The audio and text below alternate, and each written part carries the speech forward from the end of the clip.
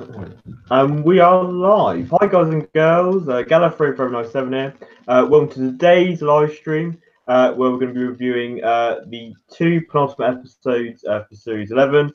Episode 8, The Witchfinders, starring Alan Cumming, the horror guest, and also It Takes You Away, which has had quite a lot of controversy online this week, which joined me today, the absolutely brilliant two guys that join me every week. You've got Philip Hawkins. Hello. Evening. Afternoon, whatever it is. I'm not too much sure myself. And of course, Adam Hoovian. Howdy. Oh, God.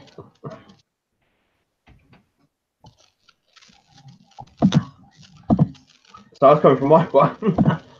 Just started up. So we're going to be reviewing two of the episodes. Obviously, again, like a 2-week kind of gap between the two. Just catch up on some Doctor Who news quickly before we start. It was announced that we're going to be getting the Macra Terror in animation form. Just like to get you guys quick thoughts on that. Start with Adam. Yeah, this is a pretty interesting one. It's been a story. I think that it was that and Wheel in Space were the ones that were possibly going to be the titles that were going to come up next. And I'm quite looking forward to this. I'm always looking forward to seeing more Ben and Polly, because there isn't a whole lot of their stuff left. That's like the War Machines and 3/4 of the 10th Planet. So it's good to see more Ben and Polly stuff. Has the host dropped out? Oh, where's he gone? Oh no, where's he gone?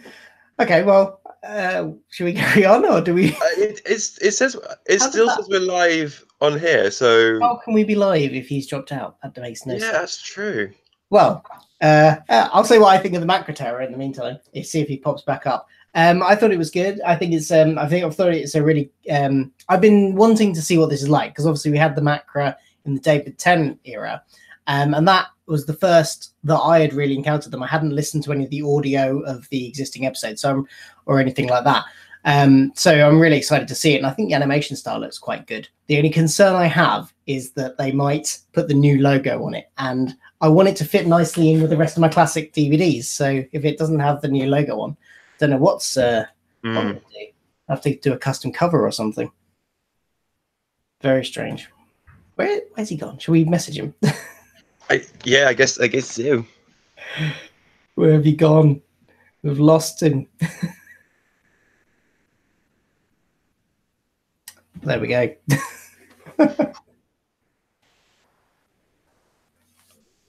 Kind of feel we can't carry on and start talking about the episodes without him as it's on his channel. I don't even. Hold on. Yeah, true. I'll go on to YouTube and see if we're actually still streaming.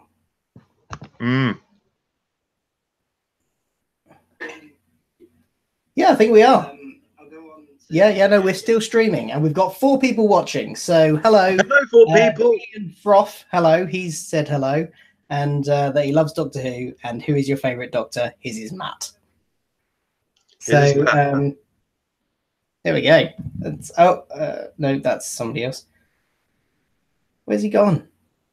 So we've got viewers still, so we better carry on talking.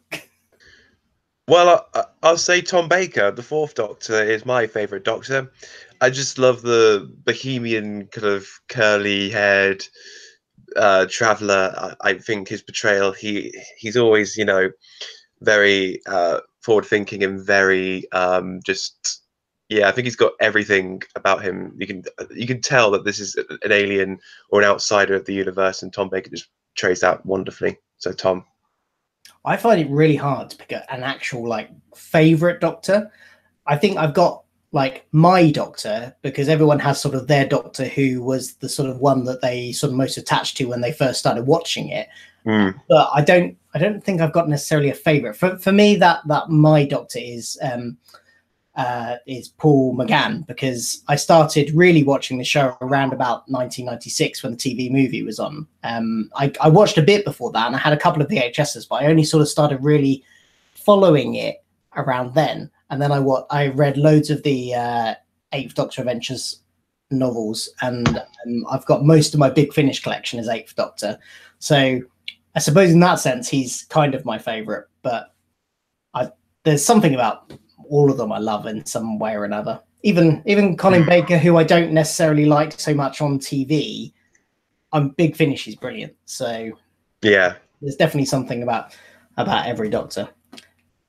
Let's see if we've got Reese back yet. I just got a message to him saying that he'll be back on now. Okay. So yeah, technically wrong this afternoon, isn't it? Yeah, it has. Mm.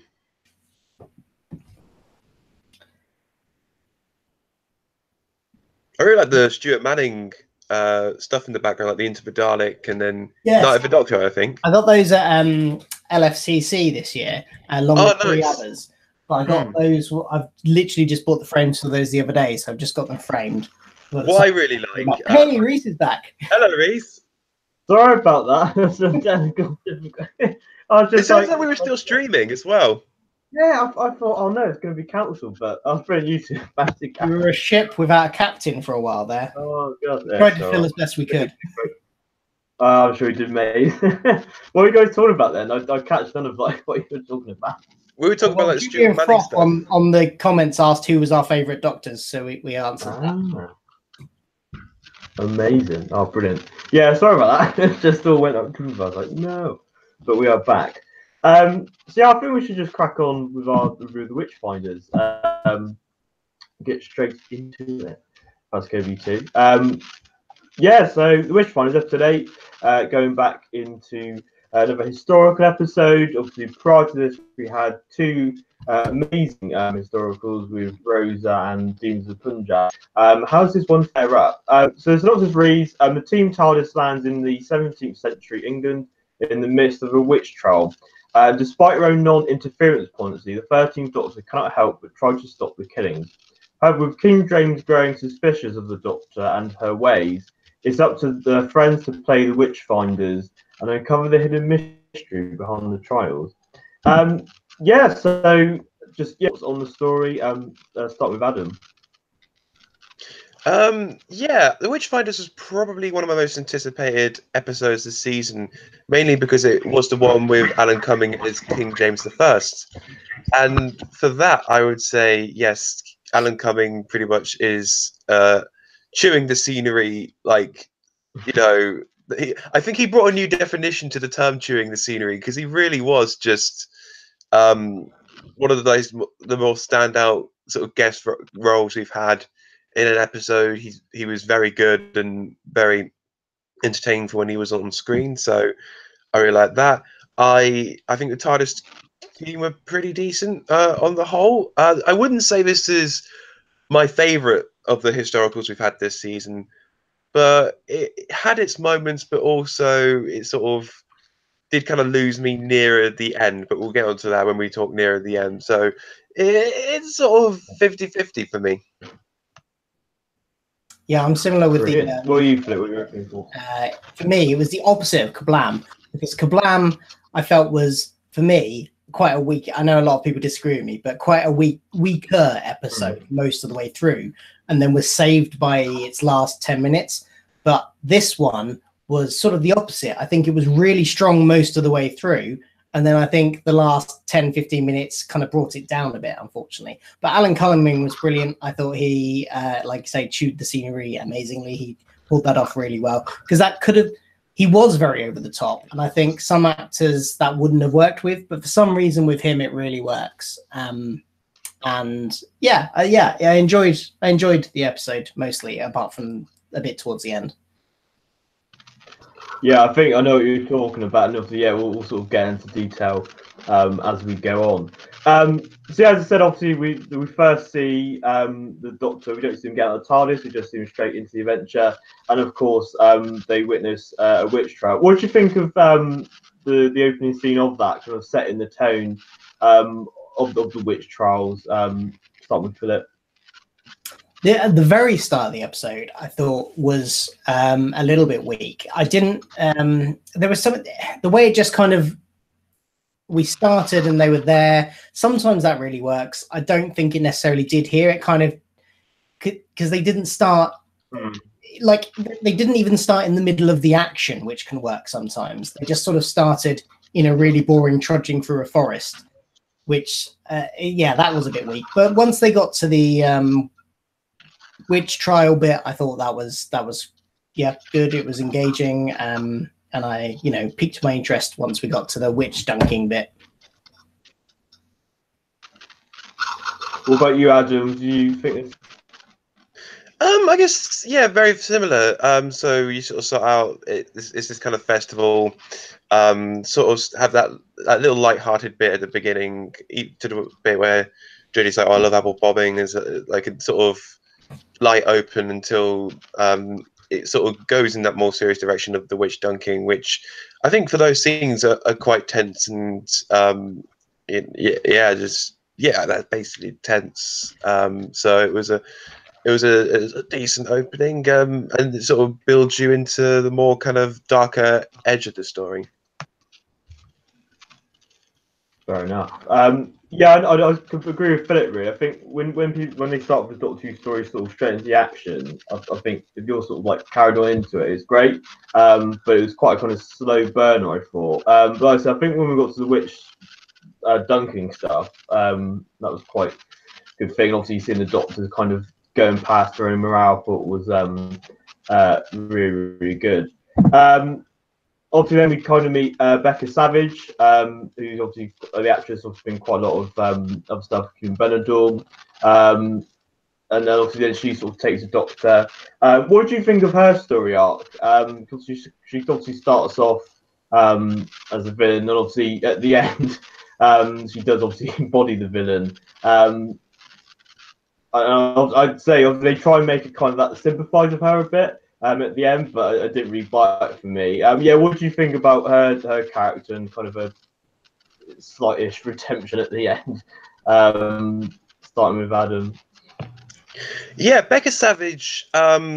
She's very much the person who is accusing everyone left, right, and centre, in the fact that she's also like hiding something, hiding the fact that, of course, she had been sort of in a way, it was the devil's or Satan's work or something, that the whole possession thing, when she chopped down the tree and got touched or something or rather. Yeah, in terms of her arc, great performance by the actress. I think she did pretty well, and I think the scenes between her and the Doctor, very confrontational, very good, very well performed. But I'd say it does get a little hokey near the end, and we'll get, it's sort of all boiling to the end where things really do get interesting. Yeah, exactly. What have you, Philip? I think the actress did a fine job. I suppose her story arc, it kind of goes. It was nice in a way because it kind of goes up and down. And it's part of, I suppose, Chris Chibnall's. Seems to have a sort of theme running through this series of the ways that humanity can be the enemy sometimes, and that sort of plays into that. And he's had various different strands of that, whether or not that be like, tribalism from like Rosa and the Demons of Punjab, to here it's more and Kablam obviously as well. You had the human villain who was had his own motivations. Her motivations were very selfish, because basically her whole motivation was covering up her own mistake, and that was it. And she did the bad thing she did was all for that, which was, I think, an interesting idea to explore. And it kind of, there's various points to it, from her being outright sort of, you don't like her from the start, and then when she's sort of teamed up with the Doctor for a bit because she thinks she's the Witchfinder General.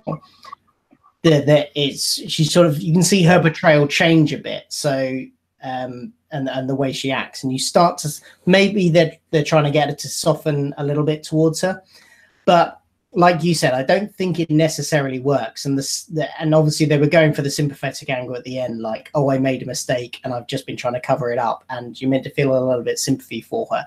I'm not sure it really worked, but I get what they were trying to do. What they're doing, like I said, I don't think it quite pulled off. Yeah, we'll get to the ending when that comes to it. Yeah, and then of course we're introduced obviously briefly touched upon. Yeah, I'd say when he first entered the room, I was thinking, oh god, but then it literally within the first 5 seconds and throughout the whole episode, really loved his performance. Like I said, I think that kind of acting can come across as quite annoying, but with Alan Cumming, just sparks the right balance. Yeah, so yeah, just talk about obviously him and also the Doctor. Obviously, kind of the first scene I felt that was kind of tackling with her sort of gender swap. I think obviously that happens a couple of times in this story, kind of assuming the roles of obviously Graham being the Witchfinder. So yeah, if you talk about that, starting with Adam. So this is sort of Batatta's crew, the whole Witchfinder General. Yeah, just Alan Cumming's performance, his character, and yeah, how, yes. like when obviously he like yeah. Yes.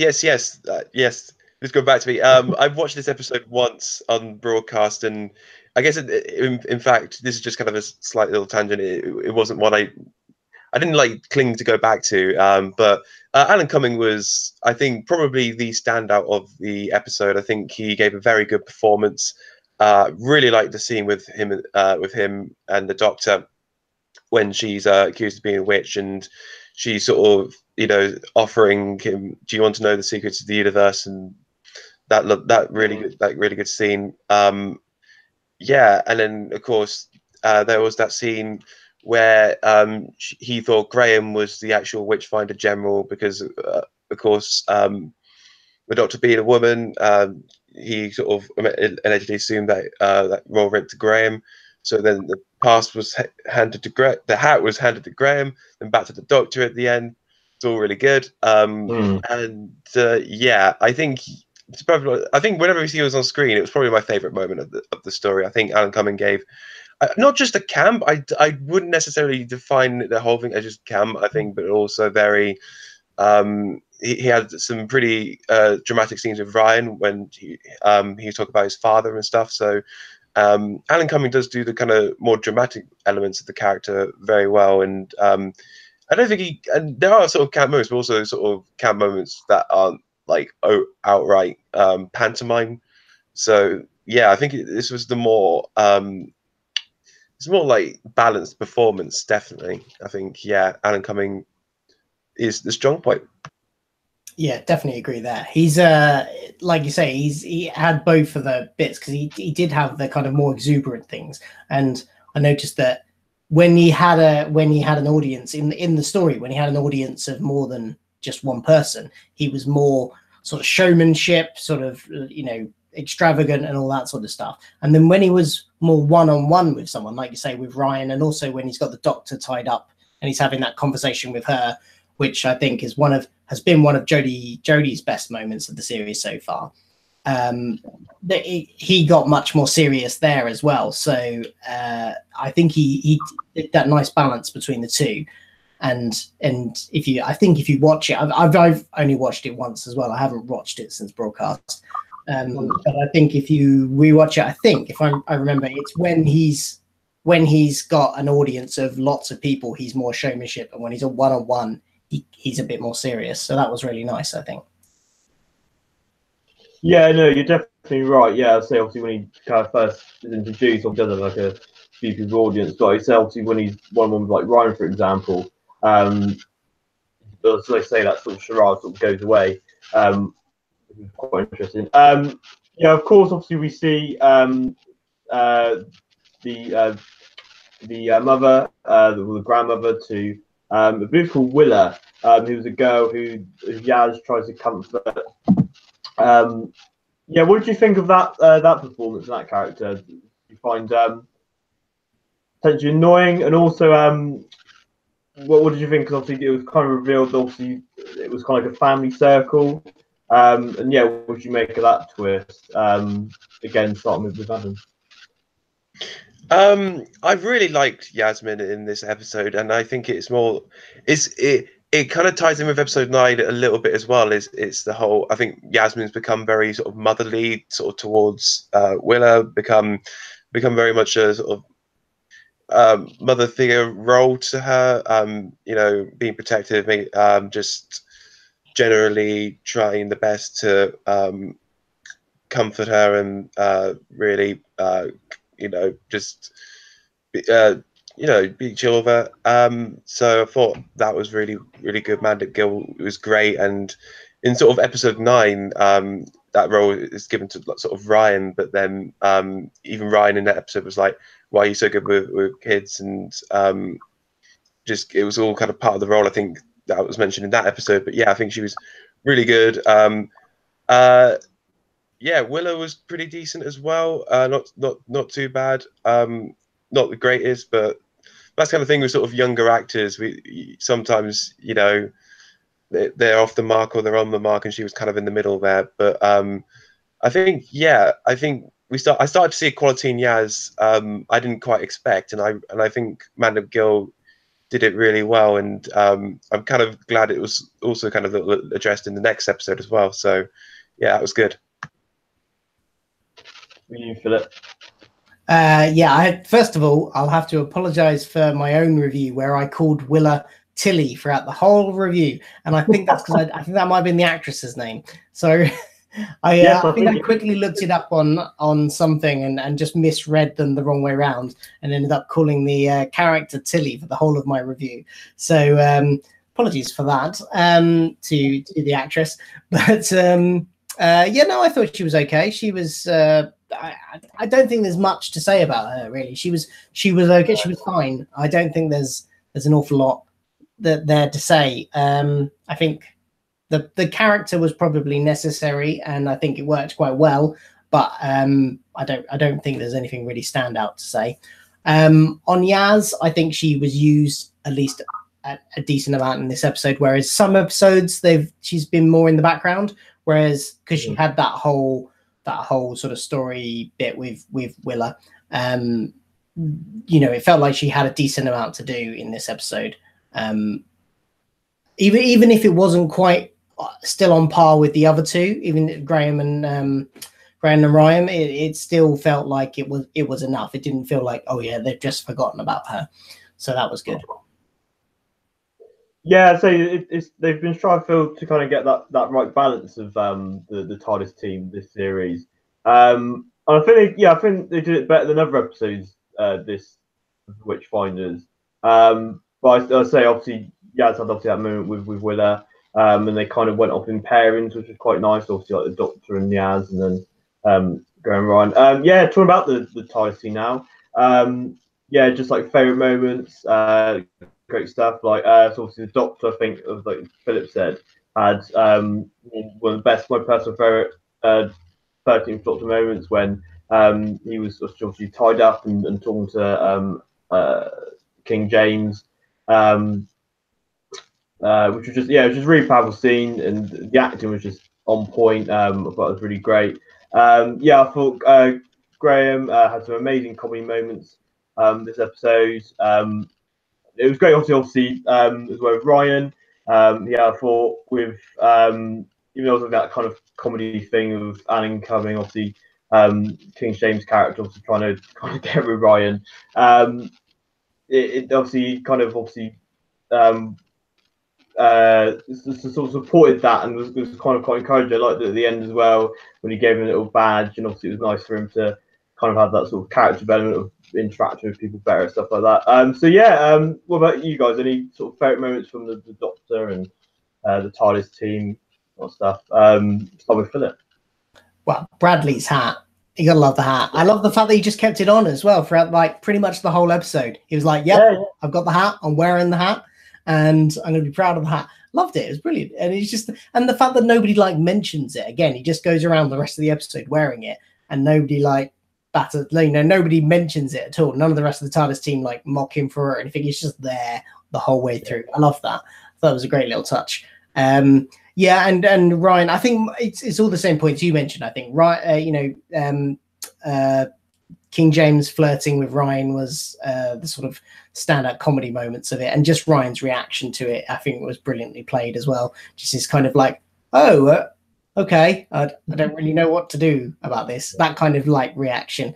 I thought he played that brilliantly, and yeah, the moment with the Doctor and King James when she's tied up, I thought was a brilliant scene.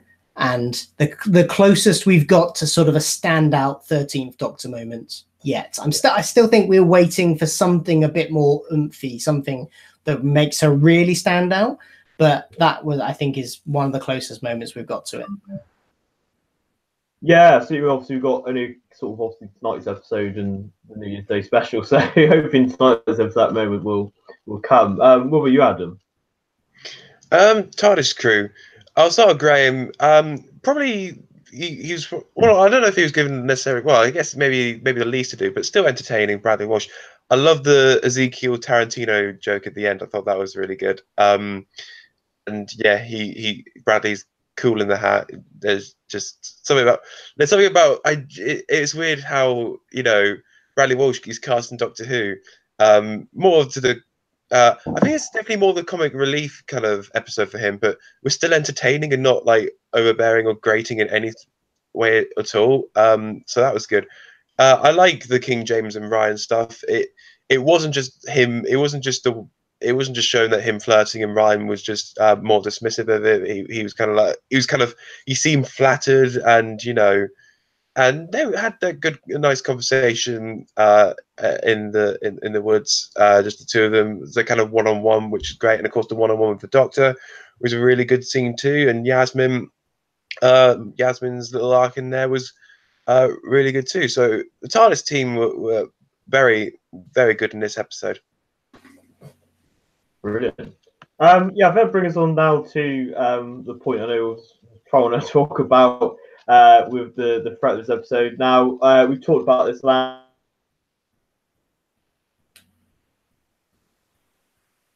and it was a possibility for the traders in that. We were going to go down that route. And there was a certain point in the episode I was thinking, oh, it's going this direction. But then you kind of got the back of your mind going that they're going to do something. And of course, we had the Mud Morax villains, which was this alien soil, which they're basically zombies, sort of, and yeah, and obviously it was kind of the plot of it being in this like cave, this hill. Sorry, it was. I say it was. I really enjoyed the character stuff and the Witchfinders sort of plot going throughout. And obviously, I felt like the Morax thing was a second thought. I have to say, it would be really nice if we could have took out and seen more about drama between the characters, I thought, to be honest. And obviously, then we obviously had a great scene with Doctor being dunked. And obviously, then the Morax reveal this plan. It was just a bit, it was just sort of exposition heavy. And it was just like, hang on, whoa, stop. So yeah, what was your guys' thoughts on the Morax as a whole in this episode? Do you think they left a lasting impact? Starting with Adam. This was probably the part of the episode that absolutely took me out completely. I think the transformation scene was quite freaky, but I think the Morax, it felt generic. The voice, the look, and I think just the overall sort of threat. I think it was kind of tacked on. Sort of, I think it was kind of left a little too late. I think if we had a little more to do with the Morax, or you know, not just having everything sort of thrown in at the third act. And it seemed that the Morax do the same thing that the people in episode 9 do, and just do like psychic, like sort of attacks. Also, like the Vigil, I think in series 7 sort of had that similar capability as well. I just didn't.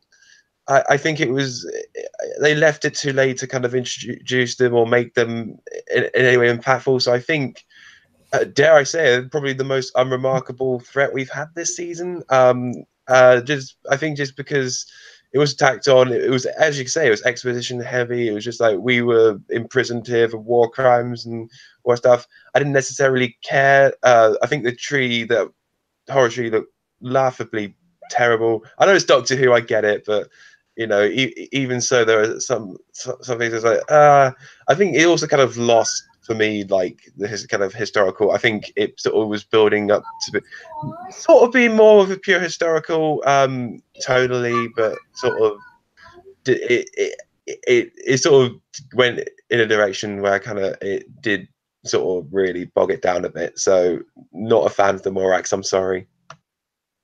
That's fine. I think you're in the majority there. Yeah, like I said, I think it would work better if they weren't in it. I said it was more of an afterthought. Like, oh, we have to put a kind of once a week in. It didn't really stand out. Yeah, what about you, Philip? Yeah, the point.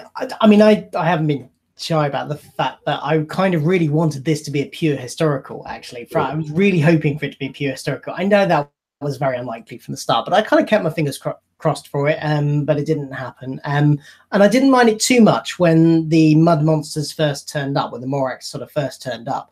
And they were much more like sort of creepy mud zombies. That was very tense. I think that, you know, when they were stalking people in the house and all that sort of stuff, I think that actually worked quite well, and was very engaging.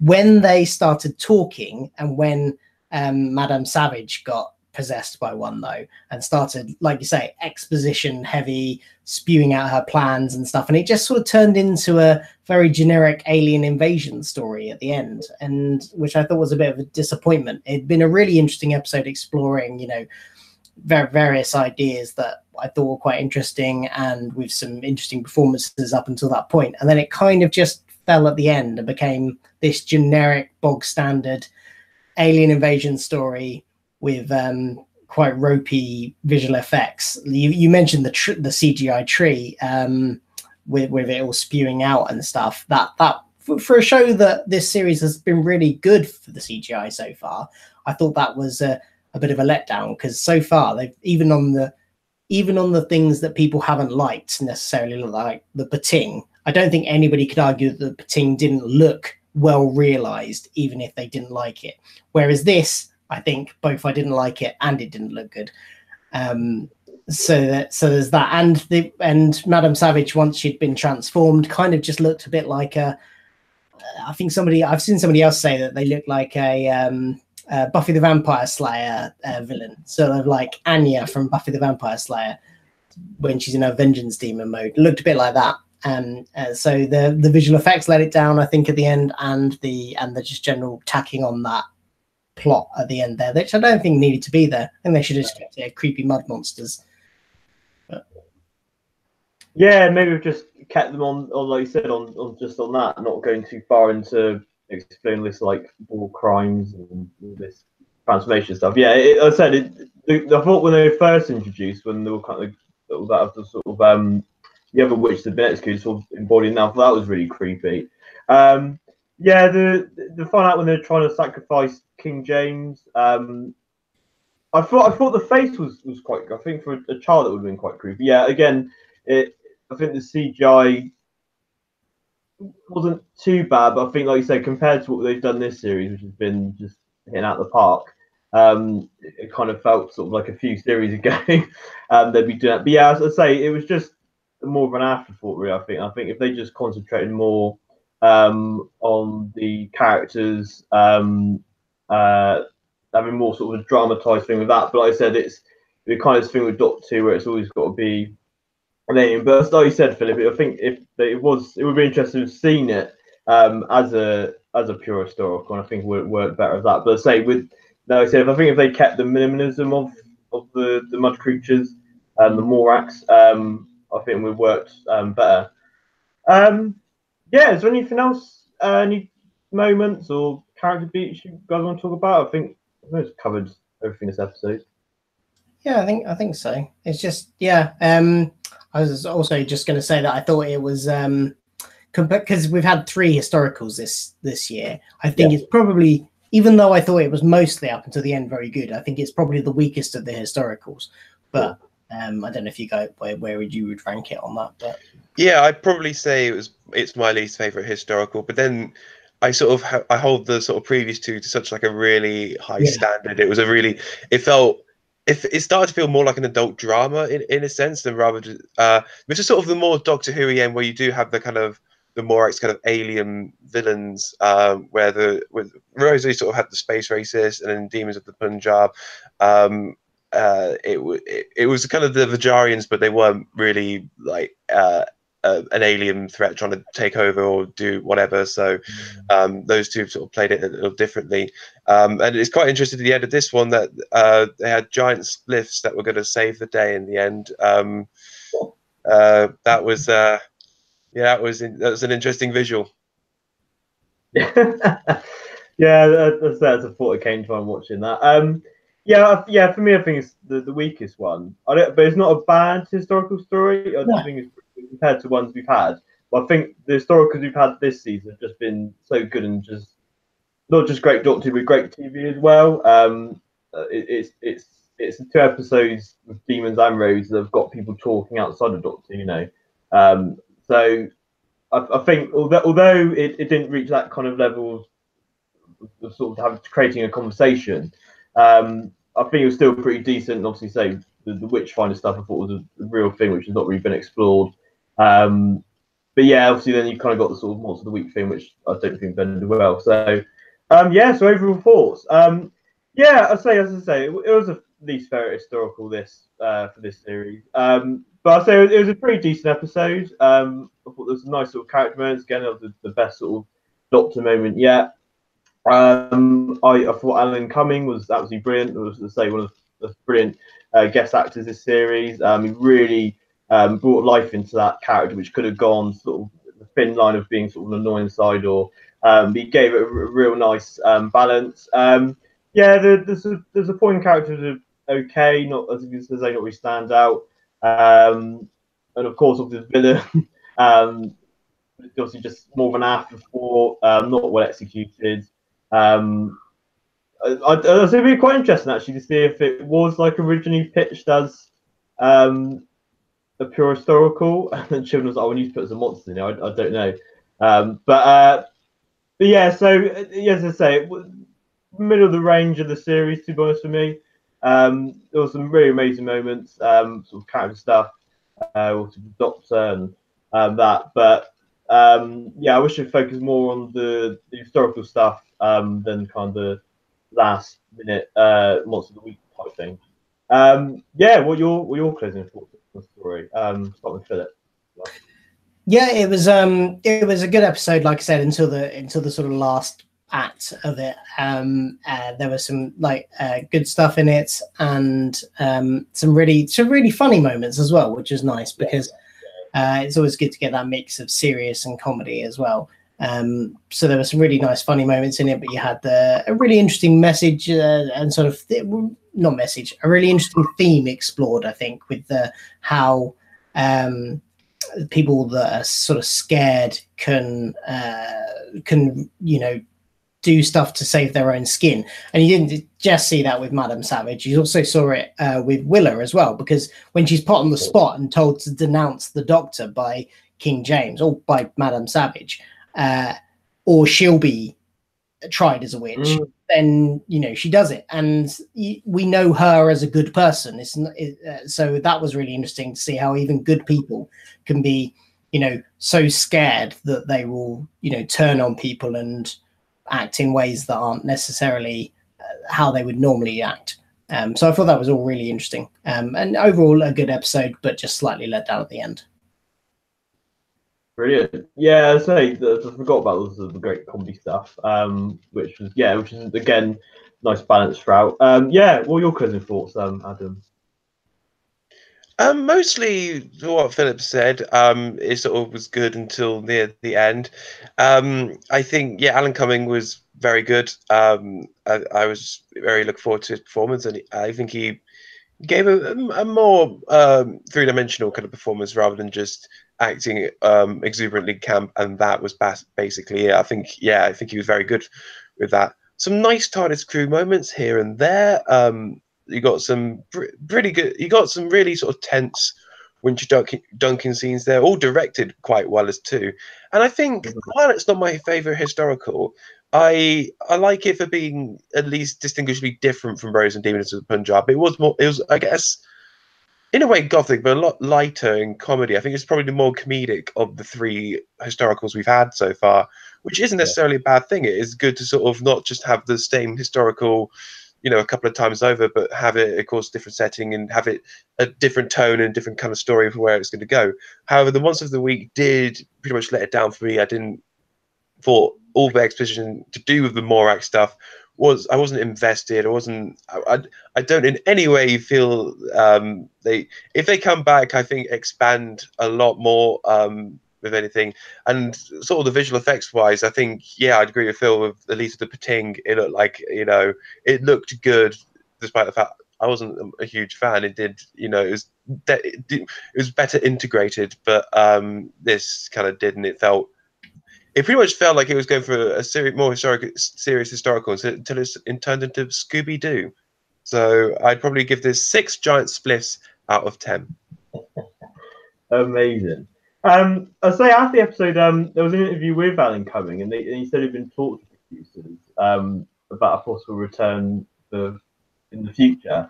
Would you guys like to see him return for Series 12 and any 3 ideas you could think of? I'd pretty much see him as sort of like the Winston Churchill in the 11th Doctor era. So, if he was a recurring role, like kind of like Winston Churchill was, then I'd be down for it. He gave a really good performance, and it'd be interesting because I guess because Joy Wilkinson wrote him the first time. It'd be interesting to see maybe other writers take him on, and so how he'd be outside of the story that he was written in. What are you, Philip? Any ideas? Yeah, I mean, it could be interesting to see him in another one. Was this one set before or after the cold gunpowder plot stuff? That's James, isn't it? I've got my history right there, haven't I? That's King James. Because that's a possible story they could do. Yeah. Either that or I've got my history completely wrong and I've got the wrong king. But if it is James that was the subject of the gunpowder plot and all that sort of stuff, well, that was blowing up on. See, clearly I need more of these historicals to get me known. Yeah, you are right, Philip. Yeah, it was King James the First. Yeah, so that could be a future. They could go back, and if that's set after this, then he would know who they are, and they could maybe visit. We could have a gunpowder plot thing, which I think has only been done in video game form for Doctor Who before. Yeah, it has. Yeah, so there's some tons of routines on it with the adventure game stuff. But I'd be cool to see that dramatized on TV. Obviously, BBC have actually just done a drama. The guy from Game of Thrones, can't remember his name. Kit Harington. So it'd be cool if they did something like that. I think it'd be quite cool. Series returns. Yeah, that was our review on the Witchfinders. Before we go on to obviously episode 9, we're going to have a look at some of the comments. Let's have a look. Obviously got that one. Scrolling through them. Beef says, "I've had enough of Forest this year." Yeah, there have been a lot of stories with the Forest. David Who says, "The Witchfinders was an interesting spin on a real moment in history. I went to uni in Lancaster and it's still talked about there." Oh, that's cool. It was a well-acted story, but obviously more fiction than history. He says, "Do you think that the soil was a throwback to the Seeds of Doom Tom Baker's story?" Yes, possibly, because that story was pretty much plant life and such, becoming these infestations of the Crinoids and their attack against humanity. So maybe, but I thought In the Forest of the Night was going to be a Crinoid story, but we didn't get that. So I am still in a way clamoring for the return of the Crinoids because I in a way, I guess with the alien soil and sort of stuff like that, maybe you could do something cool and interesting. And I think this does kind of touch on something sort of going away. Chris Chibnall's sort of the returning monsters thing. Like, I think yes, of course, the Dalek Cybermen, Weeping Angels, the Masters are kind of the big ones. But I think even if you have like a lower tier Doctor Who villain and do something with that, I don't think that, you know, you can still make them kind of, or reinvent them or do something new and make them kind of relevant, but still for the fans, you know, have something there. Like the Krynoids only appeared in that one story. It was kind of a one-hit wonder. Like they did with the Macra back in David Tennant's era. Exactly. Yeah. You know, most of the viewers probably wouldn't have had a clue who they were, but they still brought them back and they did them in a new and an interesting way. So yeah, I agree. It could be interesting. True. Even the Silurians appeared twice in Classic Who and got brought back. And I guess maybe now they're more renowned. I guess maybe, dare I say, maybe they've had like more appearances in modern Who. They had Silurians, John Pertwee story, and then they appeared in Warriors of the Deep. But then Chris Chibnall sort of brought them back, and then we had that story, and then we've kind of basically had Vastra. Even though the redesign was a bit, but even if you have kind of bring back a lower tier villain, you know, I think that should definitely be done. Yeah, I was going to say, like you said, Philip said, obviously bring back the Macra, who weren't well known, but kind of giving them a new spin, which gives kind of both fans, old and new, something to enjoy. So, yeah, no, that'd be, I'd say I'd really like to see the team. So, yeah, maybe they could have made a little reference to creatures of that kind of thing. But yeah, so moving on now to episode 9, the penultimate episode. Before tonight's finale, It Takes You Away. Synopsis reads, it's an isolated house in a Norwegian forge. A scared girl hides alone, waiting for her father to return. In the distance, a monster comes to take people away, and for some reason, one mirror is not working as it should. The 13th Doctor and her friends must battle their own desires to work out what is going on. Yeah, so again, opening thoughts. I really love this story. It is up there, one of my favourites this year. I say all this week. Obviously, we're getting all the frog memes and that stuff, which we'll talk about obviously later on. Yeah, I think it was, for me, I think it's probably one of the most inventive stories. It was kind of those Doctor episodes that throws in like a massive idea. Yeah, I just thought it was brilliantly executed, and obviously we'll get into that. So, yeah, I don't know your guys' thoughts. So I'm really interested to see what you think. Philip, what were your opening thoughts on the story? Yeah, I really liked it as well. It was there were like a few bits that I had issue with, but I will come to those later. But on the whole, it was a really interesting episode, and I kind of liked the way a lot of people seem to be annoyed about the way they sort of flipped what we were expecting about, you know, about a third of the way through. But I really liked that. I thought it was an interesting thing to do. It had moments of being creepy and tense and very horror vibey, and then it kind of got a bit more surreal, which some of the surreal stuff I liked, some of it I didn't. But overall, yeah, it was a great episode. What you, Adam? Yeah, I think this is one of my favorite episodes of this series. I thought it was inventive, but also bold and ambitious, because it sort of, for me, felt like this is going to be kind of a monster in the woods kind of story, cabin in the woods there kind of thing as well. But then I think when the episode kind of introduced a kind of mirror universe and stuff like that, I kind of thought, oh, this is going into some really kind of interesting sci-fi elements, and also with that kind of in-between world, you got that kind of Stranger Things upside down vibe as well. Also kind of Stephen King with like the lantern as well. That red lantern, I thought, the blue from it. But yeah, I just think this is a fantastic drama with some really good sci-fi elements and some fantastic performances. Yeah, there was definitely a lot of visual.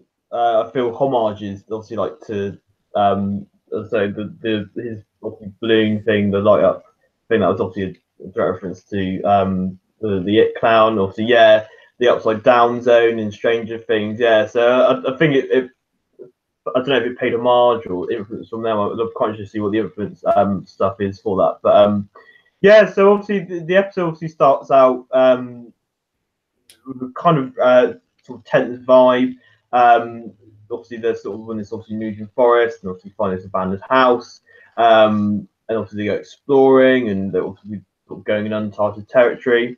Yeah, what do you think of the opening? The kind of mysterious stuff of what's going on inside the house, and yeah, of course, the introduction to the young girl. I can't remember now. I've just searched it out, but yeah. So yeah, just your guys' thoughts on the opener. Starting with Adam. Yeah, we sort of had a slightly convenient opening with the Woolly Rebellion and the Doctor tried out Soul, just finding out where they are. But yeah, the opening in the house was very atmospheric, very good. Hannah, I believe, is the name of the young girl. We get introduced to her and the fact that there is something in the woods. There's noise happening. Although, of course, I don't know if I'm sort of jumping, of course, ahead a little bit, but of course, are revealed to be speakers.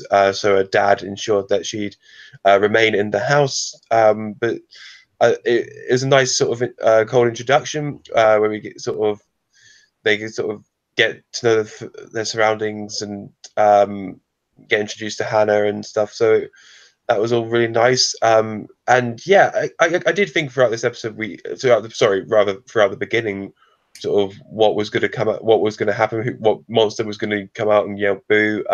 It did kind of feel tense on the edge of my seat, thinking what could be out there, what could be threatening them. Yeah, so it did feel tense and just how Doctor Who should make me feel. So I thought in that sense, it was a very good, very atmospheric opening. Yeah, I'll say when you started the noises and that, I was kind of getting quite excited, but then you were kind of thinking, oh no, like please don't disappoint. And obviously, yeah, obviously that was that great twist. Again, sort of subverting their expectations. Like, the series has done a lot this year.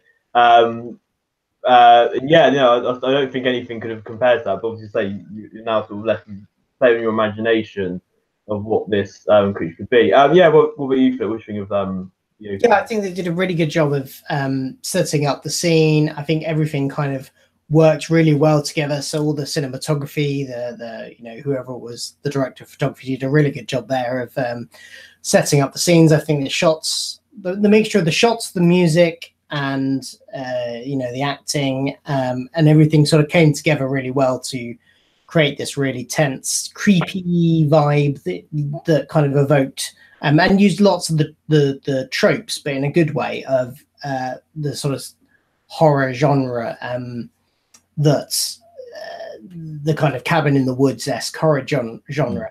But that all played into us building up our expectations, which then, as you say, were subverted later on, which is why it was really important to use all the tropes and not do anything too different there, because they needed to build it up and make us expect what we thought was going to happen to then subvert it later on. And I think they did a really good job of that. I thought I might be stepping on a thing later on, but Hannah was really good. I thought, the actress, especially in those early scenes, conveying the kind of, she added a lot to the creepy vibe, because she was alone in this house, being blind as well, and finding that out, that all kind of added, and the kind of she was really good at acting the sort of worry and distress that she would be feeling, because her father had disappeared for several days and she didn't know where he was, and there was this thing outside that was making noise, and I think all of that played into creating a really tense and engaging opening scene. So yeah, that whole bit was really good. Yeah, I'll say bring up Hannah. Yeah, I think the actress did an amazing job. I'll say the script was there, was written brilliantly.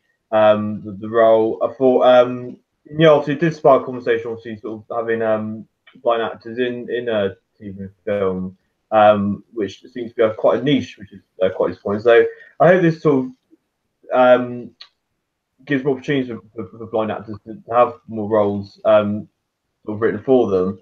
I think she did an amazing job. Like I said, obviously when Ryan kind of said, sort of presumed that he's just gone off. That was a kind of really nice moment for Ryan.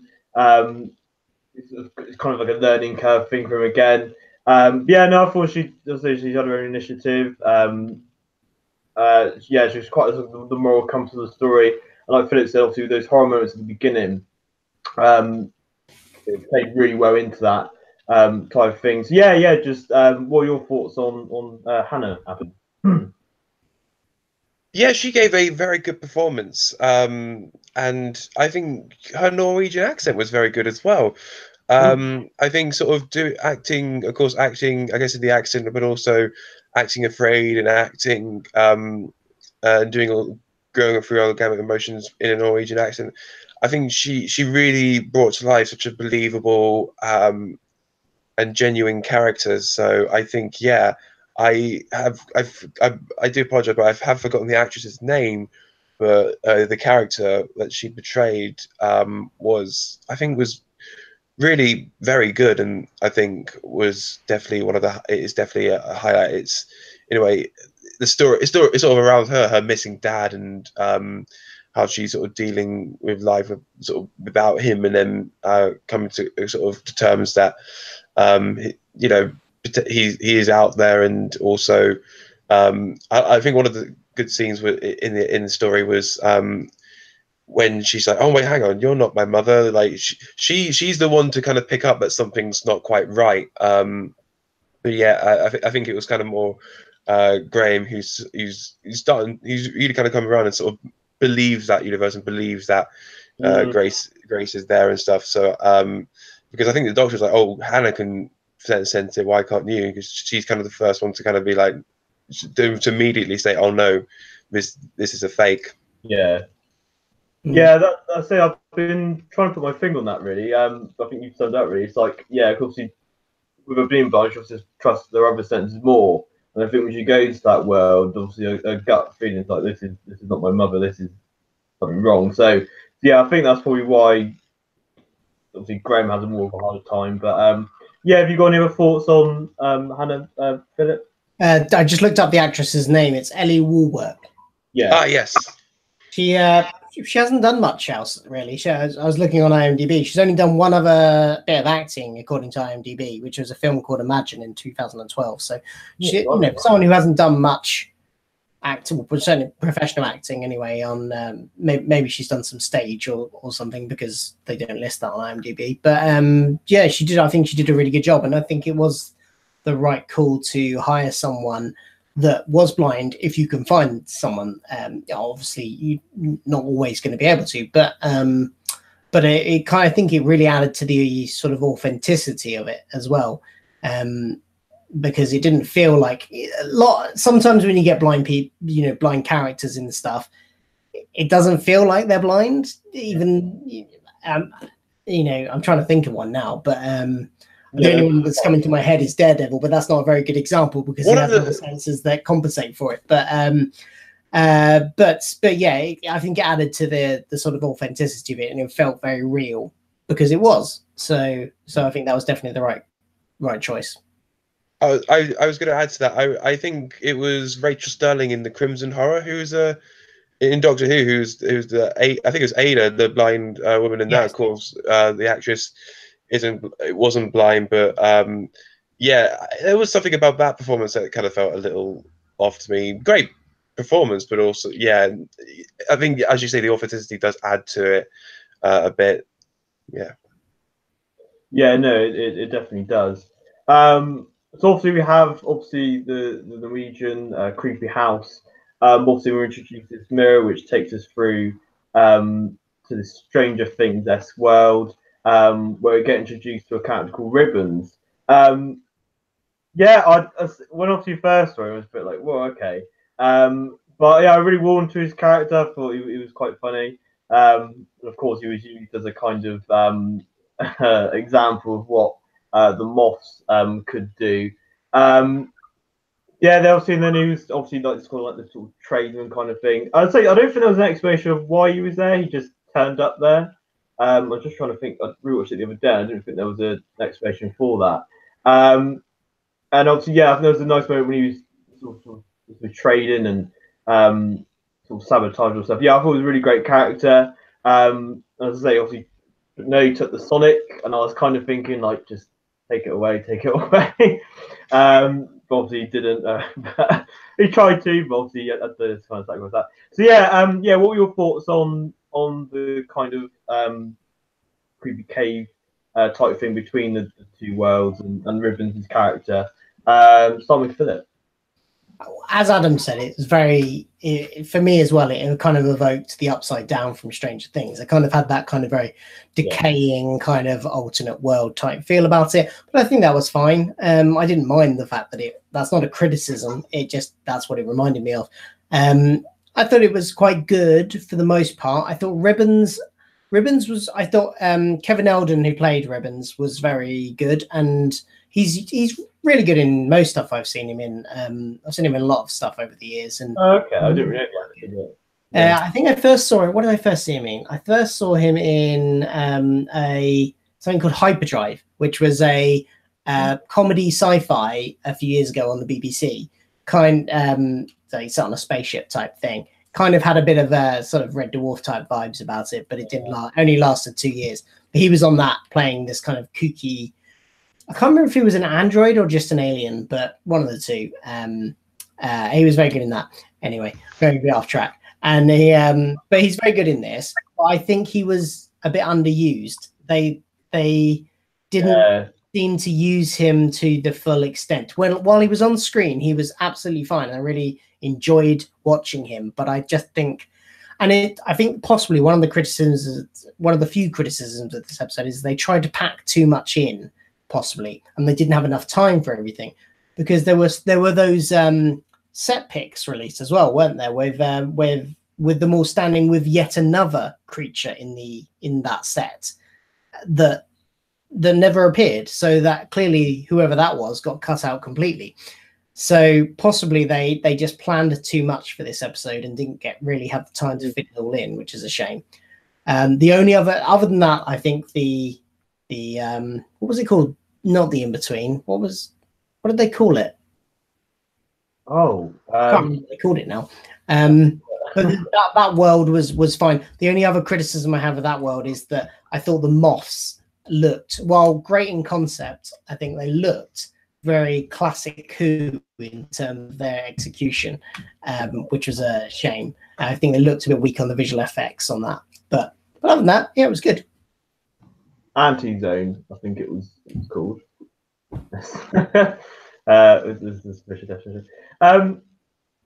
Yeah, I think I completely get what you mean about there's a lot of ideas in this, and it's weird because this episode felt longer than usual, but again at the same time felt quite short. With all these, like I said, I think there was so much in it, and so many ideas on the table. It'd be interesting to see what the original script was like, because obviously there was that leaked set pic of this kind of massive weird game like an elephant trunk. It just looked really bizarre.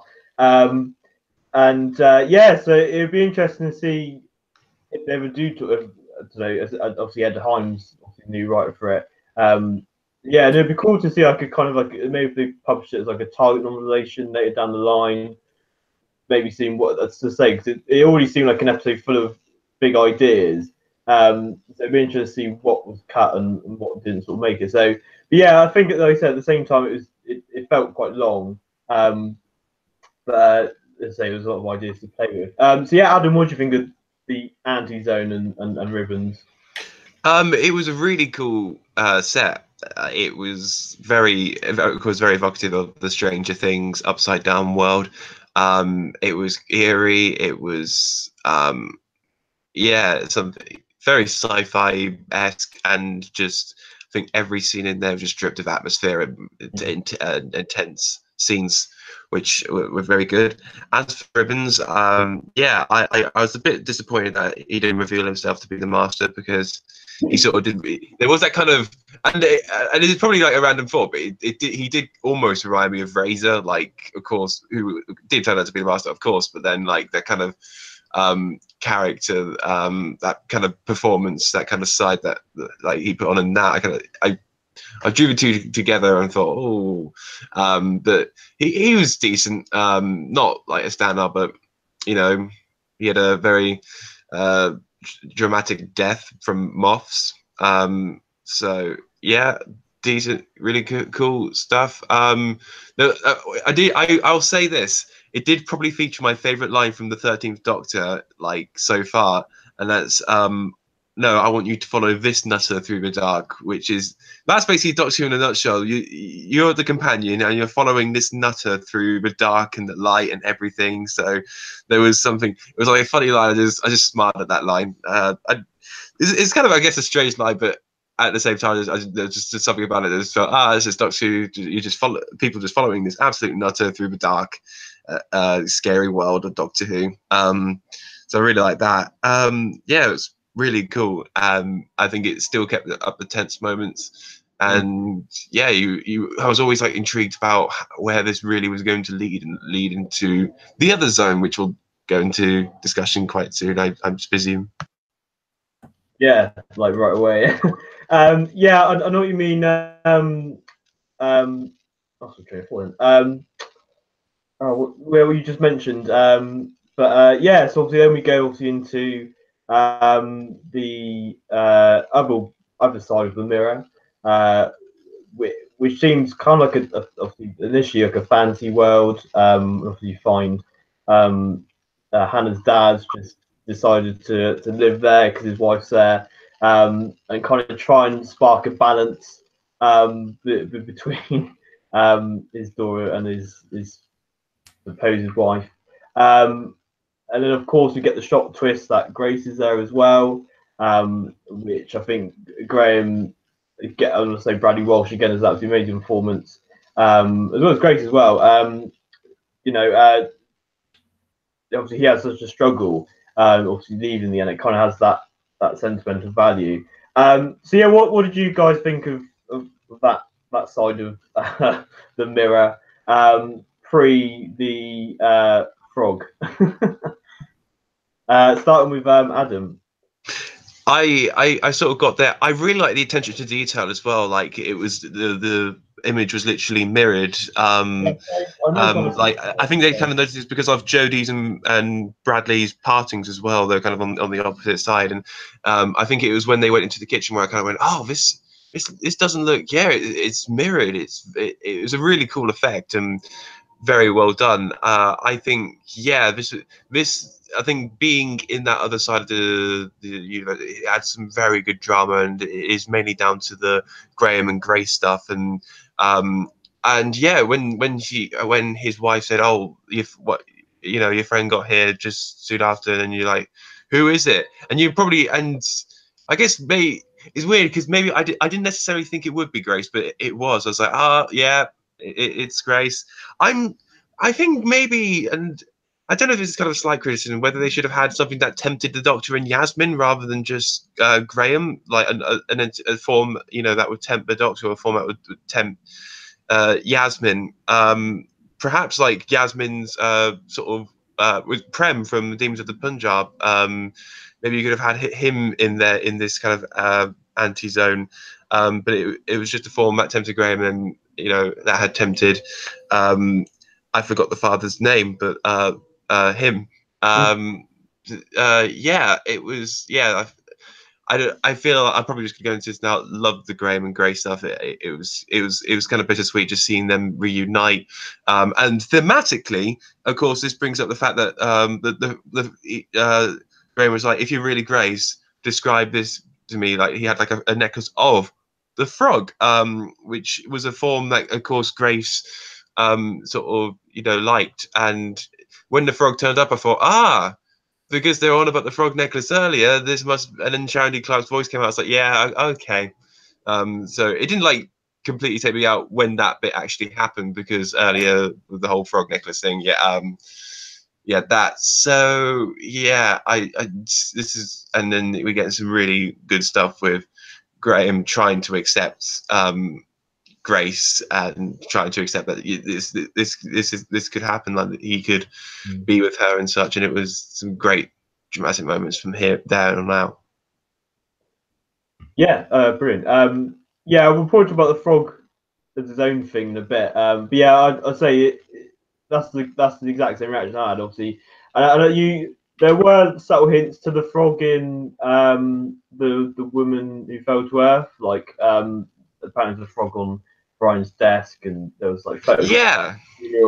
So I hadn't noticed any of that beforehand. I only noticed it because I think I saw it on I think it was Richard Lloyd's video. He went through and pointed them all out, and yeah, I thought that was good attention to detail there, I think. Yeah, there must have been. Yeah, obviously Jamie Childs directed that and this, so unless he knew that they were going to do that and thought, right, I'll just put some frogs in. Do you know what I mean?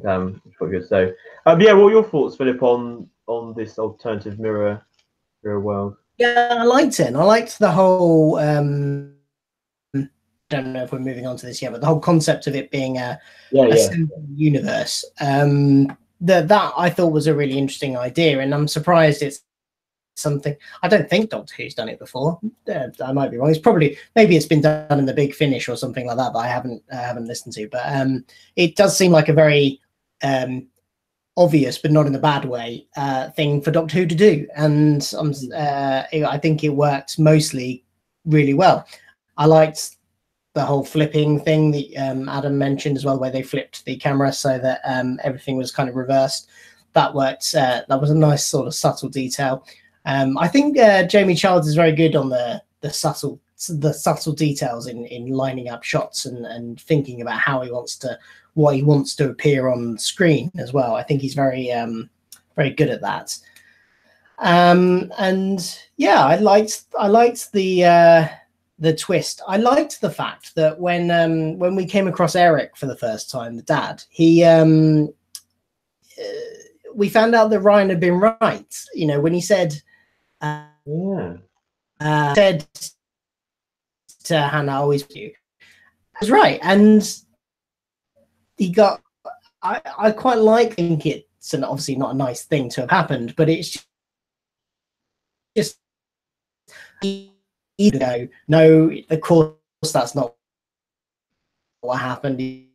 He's being captured by some complete element of the fact that he had a daughter was quite good, I think, and quite refreshing. So that was nice as well.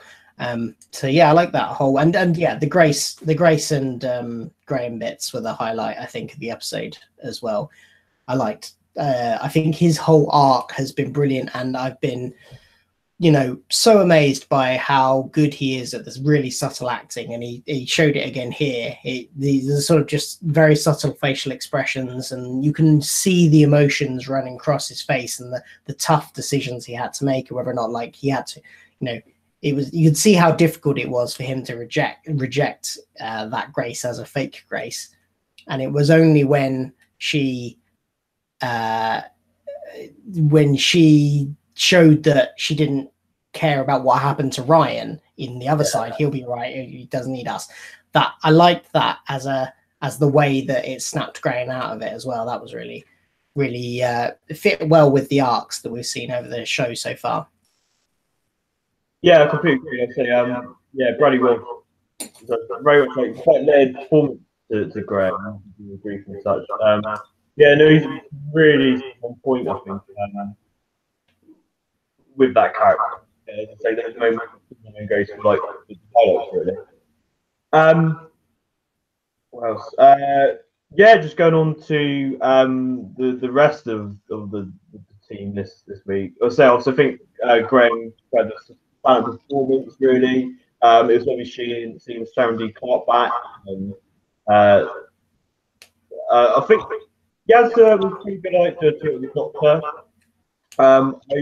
There was one line which is about reverse of polarity, which I felt just came out of nowhere, and it was like, where had she heard that before? Like, obviously we Doctor Who fans know what it is, but I just thought it was just she was just like, I don't know, like reverse of polarity, and I was like, where did you get that? Maybe she's watching exists in the universe of Doctor Who. Yes. What's that?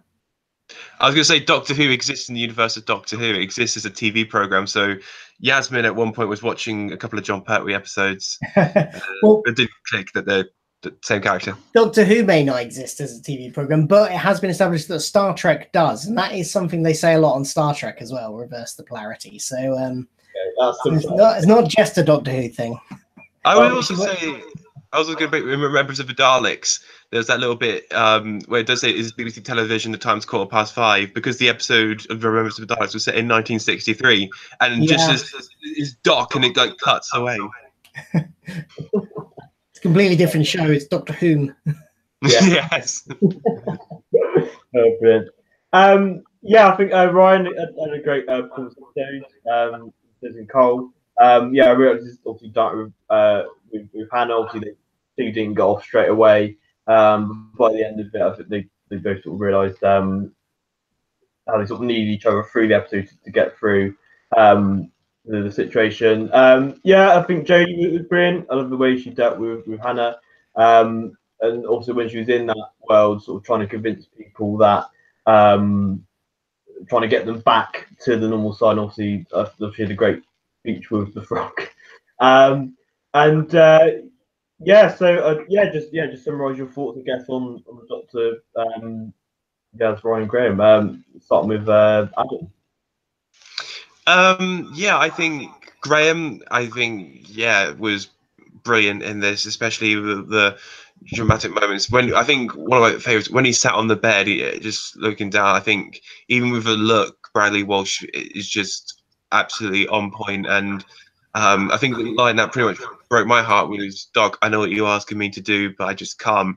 He seems like he's absolutely distraught, and like really like the most depressed ever. But one of the amazing moments, another amazing moment, was Ryan finally did it.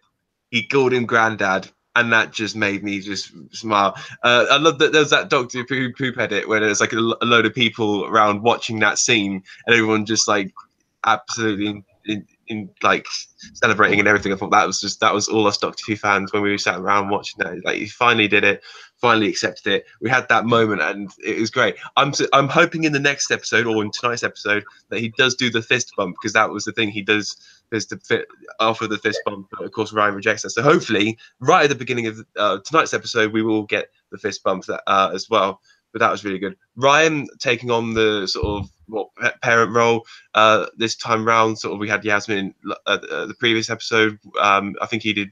I think Toes and Cole was very good. And eventually Hannah did like him in the end, and also kind of apologized for kind of going on his back, stealing the key, and going into the world without him.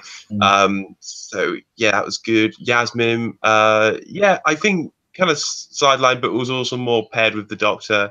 They sort of had that lecture about the solid tracked universe, and such, and then also the weird Zygon reference.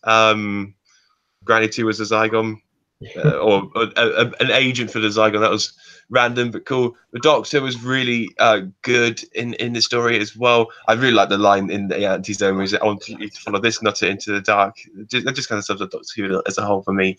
And also that scene she has with Ed, I was going to say Eddie's, but Ed, the dad's wife, about you know, send him back into the anti-zone, like, you know, he's a loser, and but so we did see kind of an element of a Doctor where, you know, she did act a bit, well, like basically a bit like slightly like a dick, basically, just saying, oh, he's an idiot, he's like, so send him back, and then you want me because I've seen more, I've learned more, I've loved more, and I've lost more. I think that was a brilliant moment as well. And then eventually we ascend into this kind of heavenly, weird, abstract, another weird kind of abstract world where we do see will be, I don't know if it'll be the next discussion point, but of course said controversial but not necessarily controversial to me kind of moment of the episode happens. So all around, I think the TARDIS team this is probably one of the strongest we've seen of the TARDIS team, definitely in this one. Awesome summary. I'd say now, obviously, the moment with Ryan calling Graham Grandad. It was just a really well earned moment. As obviously we've been teased throughout the series, and every time it's come along, like with the fist bump and all that stuff, like it's just really teased. So when it did happen, it was a really emotional moment at the end. Like it was just sort of like you've been through this emotional journey, and it was just as one of like the final kick in the teeth, which was a really lovely moment. It was a really nice moment to end on before going into tonight's finale, which obviously we don't know what's in store for that. But yeah, like I said, I think I agree with you, Adam. Actually, the TARDIS team sort of peaked now. They've all obviously found each other and obviously now each other work, so they're sort of like at peak TARDIS mode at the minute. So, yeah, what were your thoughts, Philip, on the TARDIS team? Let me think. So where we got Ryan. Ryan was good. Liked the stuff between him and Hannah. That kind of adversarial relationship they had throughout this episode was interesting. Obviously they got off onto the bad foot when he made that comment about her dad, and you know, after that point it was just interesting to see the reaction between the two of them, and you know, her running off and into the anti-zone without him and knocking him out, and all that sort of stuff. That was all good, and I think Tosin did a good job of that sort of stuff. The Doctor, well, I don't really have much opinions on her as a character in this episode. I think she was fine, but there was nothing that really springs to mind. Plot wise or dialogue wise, that line about the grannies, her grannies telling her the stories, was fun, because I always like getting little tiny nuggets of information about the Doctor's past. I know some people think we should never learn anything. I like a sort of in-between bit where we learn little tiny bits every so often, but not too much at once, and that was that. So that was quite nice. And Yaz didn't really have much to do again, unfortunately. I think possibly, I mean, we know that Chibnall said he's got a 5-year plan for the show. I'm hoping they keep some of the companions, at least some of the companions, on for the next series. So I'm hoping the focus this series has been very much on Ryan and Graham in terms of the companions, and that she'll get a lot more to do next series. She's had a few good moments in this series, but she's kind of just been there. She hasn't been bad. But she's been a perfectly capable companion, and she hasn't been a bad actor doing it. But she's just kind of been there. So it'd be nice to have a bit more of an arc next series. And yeah, the standout again is Graham. He's absolutely fantastic, and he's by far my favorite companion of this new lot, and I'm really glad he's been in it. I suspect he might not be in it for series 12, but that's my personal theories of thinking he's going to die at New Year's. But that's the TARDIS team. Yeah, brilliant. I definitely agree on Yaz. I think she's been the companion that had like the least feel like she's just been there. I don't think she's had the most attention to her character, like you said, Ryan and Graham. They've had like sort of leading storylines, and even in like Demons, which was kind of her episode, it didn't really give that sort of emotional oomph that's been there with like Ryan and Graham. So like I said, hopefully when if she does return for series 12, they put more focus on her. And yeah, of course, obviously with tonight's finale, obviously you don't know what's going to happen. It's quite well, because obviously we're based on the New Year's Day pictures. Obviously, they've all been pictured to be there, but I'm not. I'm still sort of skeptical. Obviously, like when the woman who lived, woman who fell to earth. Sorry, keep mixing those names up. We had obviously Grace. Then obviously she is not there. So I'd be interested to see if they have done this interesting marketing special. I'm not too sure, but we should see. Yeah, I think it's frog time. So obviously, obviously when the Doctor convinces the sentient universe to sort of let people go and obviously sort of stay with the Doctor, takes the form of this frog in a chair, which took the internet by storm. I must say, I've loved the different sort of like memes. Obviously, Philip, you did a great video with the Futurama frog. just like it's sparked a lot of conversation. And obviously, I think what's annoyed people more is that they were saying that it should have took a form that Doctor knew, like let's say like sort of Susan or someone like that. But I didn't mind it. I think because it took the form of Grace and it kind of got to know her. And obviously you had subtle hints, but I didn't mind it. And I say, so I mean, I know Adam. What were you, Flip? Did you mind it? Did you hate it? Like I didn't like it. It was just a bit too. There was a couple of reasons why I thought it didn't really fit. The first one is, I think as the kind of rules they'd established in the episode of it had taken the form of people that were very, very important to the people that it was trying to communicate with and convince of something. And it felt like that should have been that for the Doctor. I get why Chibnall didn't want to do that, because I get he wanted to keep this a very fresh series with, not harking back too much on, continuity heavy stuff, because he wanted to, appeal to new viewers as well. So I understand why he didn't want to do that and why you wouldn't have had like River Song, or my preferred option would have been Susan in some form. But I understand why he didn't want to do that. But what I think he could have done as a kind of halfway between the two is introduce a new character to us, the audience, that the Doctor knows. So from her past, from her past on Gallifrey or something like that. Someone that was important to her at one point, but we're not expected to already know who they are.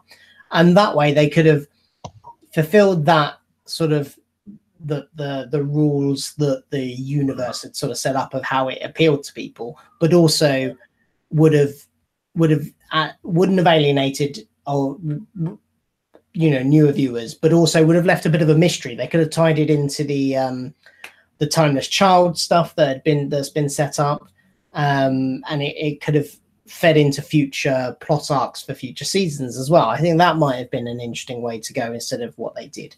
And the other reason I didn't like it was just I thought it was a bit too surreal. And I love surreal stuff usually. I'm a massive fan of David Lynch films and TV series like Twin Peaks and things. So surreal, off the wall stuff like that, I usually love. But I think it's the fact if we'd had a whole episode of that, I think it would have fit. But because it was just that one scene, it just felt very out of place. So I don't know. It didn't quite do it. It didn't really do it for me. And it was the kind of only major misstep of the episode, I thought, for me. But I know loads of other people liked it, because when I said all that in my review, literally I got like tons and tons of comments going, but I loved the frog from everybody else. So clearly I'm in the minority of people that didn't like the frog. But I don't know. I felt I was in the minority like liking it, because when I went on Twitter, it was just like literally like 5 tweets in a row going like, I hate that, hate the frog. Like, so I don't know. Yeah, it's interesting to split a lot of opinion. Like, maybe they could have done Granny 5 actually. That. Like, do you know what I mean? That would have been like a really nice, that could have pulled her in. So yeah, I understand. I think there was probably more potential. So I quite liked it, but practically it didn't work. I thought the animatronics was a bit off. I was thinking maybe they could have actually used like a real frog and just let it sort of mentally telepathic talk to the Doctor, not trying to do anything. I think that could work better. I know Ad, what are your thoughts on the frog and the potential there being more than just the frog? I didn't mind it so much just because I guess thematically you had the frog necklace, and then I only just realised that there was that frog in The Woman Who Fell to Earth as well, with the two episodes both being directed by Jamie Charles. So maybe there was some sort of small thematic kind of. So that's basically the closest we're getting to a story arc. Is a frog that will eventually have an actual form and that will speak to the Doctor and that will become best friends, as it was put. So I liked it. I think I absolutely loved it. Oh my god, this is the greatest thing that's happened to Doctor Who since Pyramids of Mars. But no, it was nice. It was kind of it was a nicely performed scene with Jodie Whittaker and Sharon D. Clarke. So I think, you know, it was quite nice. And there's something, I don't know what she said, it's like, you're one of the most beautiful things I've ever seen, and I haven't even scratched the surface. I think there was something that I truly believed. I think I've started to believe Jodie as this kind of alien sort of time traveler, but that has that history, and that you can tell that she's seen stuff, she's done stuff, and it isn't just like a wacky character, which she kind of started out with, this kind of balmy character. You can tell there is this more kind of serious history, and so I think Jodie is starting to become that Doctor for me, which is the Doctor I like. So I didn't mind it so much. I was gonna say Adric could have been that form, and then we'd have a line, "Wasn't I right, Doctor?" And then we just see Adric sat on the chair. I mean, that would have just been perfect. But no, I thought it was absolutely fine. I think it didn't take me away from this episode. I mean, some people like an episode where there's a galaxy, an ice galaxy that's populated by ants. You know, I think Doctor Who's always had this kind of Barbie, you know, kind of sci-fi stuff, and I like Rick and Morty, which is, you know, the definition of kind of balmy, kind of stoner sci-fi. So that there are kind of moments where I'm like, I'm just going to take this, man. I'm just going to take it. It's absolutely fine. But because of the kind of references we had a little bit before, I was fine. And when we got out, and it was really nicely performed as well. I thought it was. I know, like, the animation of the frog, all right, but I think Jodie and Sharon was actually good in that scene. It was more of a scene, and not in a sense of you trying to adjust to it. I kind of got into the scene kind of from the moment go. See, I don't think that the scene and Jodie's, what the things Jodie was saying in it as well, kind of, because it wasn't somebody who was, she went from it being sort of this universe being an adversary to, oh, you're my friend and I'm kissing you goodbye, sort of really quickly, and it didn't really ring true, especially as it was a frog on a chair and not someone hadn't taken the form of anybody that could emotionally pull her strings. It felt a bit false, the way she kind of went to, oh, I've made a new friend, goodbye friend, kissing you goodbye, that kind of thing. That didn't quite work for me either. But yeah, interesting. Yeah, no, it's great to have different opinions on it, because I feel like as another thing that sort of split people down the middle of this series. But yeah, no, it's a good it's a good discussion point. So yeah, closing thoughts, unless you guys want to mention anything else or any moments in the story, or no. I think I think really sort of after the whole frog scene, you do have sort of I think there was the moment between, I guess, sort of that and then the ending, where I really felt for Graham, because of course he had the deal that he had to let go of his wife again, and that up until such point Ryan hadn't called him granddad or hadn't given him the fist bump.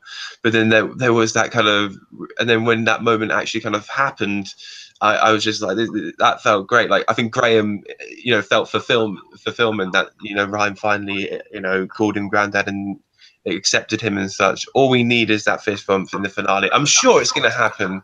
I'm sure they're not going to let this series go without it actually happening. So I look forward to that. And I was quite surprised that this episode, I know this isn't a two-parter, but I think what sort of like Utopia Sound of Drum or like Face to Raven Heaven said, you kind of do have a moment that does link into the finale. Perhaps maybe Graham would have stayed in that universe, and maybe the finale was, them trying to get Graham out or something. But it really, I mean, I know, they said 10 standalone episodes, but then at the same time, there are kind of links every now and again, like The Woman Who Fell to Earth, at the end of that episode, that does link into like the Ghost Monument, but still have it stand alone. So maybe I was kind of expecting a kind of, I guess, cliffhanger ending, but it was still like a really nice ending. But maybe we might get that at the end of the next episode, where we get a tease for New Year's, because that could, even though we got the finale, but then that's got all the last episode of that kind of run. We'll see how everything kind of does link up, because that's kind of what I'm now piecing together for tonight's episode. Is even though we have the Timeless Channel, all these kind of interlinking mysteries, what is actually going to be thematically, what is really going to conclude the arcs, what's going to what's it really all down to? That's something I'm really interested in. On the subject of the cliffhanger suggestion, I was given how we had that cliffhanger from The Woman Who Fell to Earth to the Ghost Monument, and the way they did that, I was kind of expecting them to be more of that kind of thing, the way the one episode leads directly sometimes, not every time, but sometimes into the other, in this series, in the rest of the series, but we haven't got that. And I think that's a shame, because I think that worked. That first cliffhanger was so good. And I think if they'd done a few more like that scattered throughout the series, it could have been really interesting. I think that's possibly a missed opportunity. Yeah, I was gonna say that. I was gonna say the ending of The One Who Lived, when we fell to Earth, like I said, was such a sort of like shocking ending, like you said, and I think obviously Doctor Who stereotypically known for cliffhangers. So, and I think, like I said, if they may have done with that more sort of shock factor endings, I think could have linked into the next episode. I think could have been nice. But I think this series has done a nice blend of standalone and kind of linked to the episodes. But yeah, I think that would have been really awesome to have more cliffhangers this series. So yeah, overall thoughts now. Yeah, I don't know where it ranks, but I think it's one of my favourite episodes. The series. I love the ideas and the execution of the ideas. I thought the character and actress of Hannah was superb. Really sort of heartfelt performance. Yeah, obviously played with ideas of grief and the sentient universe thing was a really nice idea. Like Philip said, it's an idea you think Doctor would have done before. I don't recall that it has. Unless they've done a Big Finish, I'm sure. Which it felt like a kind of Big Finish story, one of those kind of big ideas which would work on audio. Maybe possibly, I'm not too sure, but yeah, I think I love Tyler's team with great this episode. Obviously, Graham took centre stage, and there's nice moments with Ryan. But yeah, they're just all getting along, which is fine. Yeah, as I said, I didn't mind the frog. I think the frog was fine. But I can understand the potential wanting more from that idea and concept. And yeah, there's just some really nice character moments, a good intriguing story, which is why it's a good idea. So yeah, really enjoyed this one. Sort of gearing up before tonight's finale. So yeah, what are your guys' thoughts? Start with Philip. Yeah, it was a really good episode. I think it did a brilliant job transitioning between the different sort of moods that it set up. So you got the beginning part, which is like set a Scandinavian horror story, and they did a brilliant job of setting that up with the with all the type of shots they chose and the visual effects and the soundscape they used. And then they transition through to the more darker horror vibe of the in-between world really well. And yeah, the more surreal ending mostly was okay. The only downside for me was as I said, the frog, which didn't really do it for me. But all the performances were really good, especially Hannah and Graham. I think they were the standouts characters of the episode. And there was some nice stuff with Graham and Ryan as well, with the whole granddad stuff, and some nice sort of bits to their story arc as well. And yeah, like you say, it was a really interesting idea to explore this whole sentient universe thing. So yeah, overall, it's one of my favorite episodes of the series. It's not quite up there at the top, but it's maybe in the top sort of 3 or 4. That's really nice. What were you, Adam? Yeah, I would say this episode, I didn't, I guess, going into it, expect this to be like one of my favorite episodes of the series, but because it kind of subverted my expectations and sort of had a lot going for it, I've absolutely, it was one of the episodes I kind of fell in love with. As I say, the Scandinavian horror to the Stranger Things anti-zone and then the kind of parallel solid track universe. I think the storylines were very well intertwined. Totally, it was great drama. Loved the Graham and Grace scenes, and Bradley Walsh just absolutely sold it for me. This episode, TARDIS crew were all very good. Hannah was a really nice addition to the supporting cast. I thought the frog was absolutely fine and still kept me in the moment into the story, which it could have maybe if it went really AWOL, then maybe, but it didn't do that for me at all. Lovely moment where Ryan finally accepts Graham as the granddad. I think it's all around. I think this is where the TARDIS crew really become a proper unit, I'd say, in this episode. And I think it does make me excited to see where everything does go, what it's all leading down to at the end of the day with the finale coming up tonight. And I feel like I'm going to give this episode, I'd probably give it 8. I think after the series, I wonder how it holds up a repeat value. Like, it could be going up to a 9, because I think I gave Demons a 9. So it's 8 for me. I think it just had everything going for it, and I think it excelled mostly on every single level. Awesome. Yeah. That was our review of episode 9. I guess quite a controversial episode. Just read some comments actually about these episodes. Pitch Gold Black says, I thought the episode was really bad, to be honest. I haven't liked a single episode of this series aside from Kablam. Super silly, super forced character stuff. Good idea, but wasted in execution. That's interesting. And somebody just put, I hate this episode. Plot